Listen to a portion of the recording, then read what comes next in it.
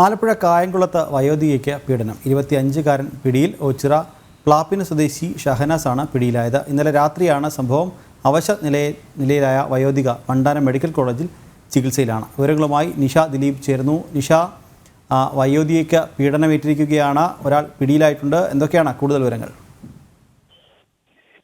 ഇന്നലെ രാത്രിയാണ് ഇങ്ങനൊരു സംഭവം ഉണ്ടായത്. കായംകുളം ഓച്ചിറ റെയിൽവേ ക്രോസിന് അടുത്തുള്ള വീട്ടിൽ വെച്ചാണ് 76-കാരിയായ വയോധികയ്ക്ക് നേരെ പീഡന ശ്രമം ഉണ്ടായത്. പീഡന ശ്രമത്തിൽ ഇവർക്ക് പരിക്കേറ്റിട്ടുണ്ട്. തുടർന്ന് ഓടി രക്ഷപ്പെട്ട ഇവർ അയൽവാസികളോട് വിവരം പറയുകയും അവർ വയോധികയെ ആലപ്പുഴ വണ്ടാനം മെഡിക്കൽ കോളേജ് ആശുപത്രിയിൽ പ്രവേശിപ്പിക്കുകയും ചെയ്തിരുന്നു. ഈ സംഭവവുമായി ബന്ധപ്പെട്ടാണ് ഇതിന്റെ CCTV, അതായത് ഈ വയോധികയുടെ വീടിന് സമീപമുള്ള CCTV ദൃശ്യങ്ങൾ പോലീസ് ശേഖരിച്ചിരുന്നു.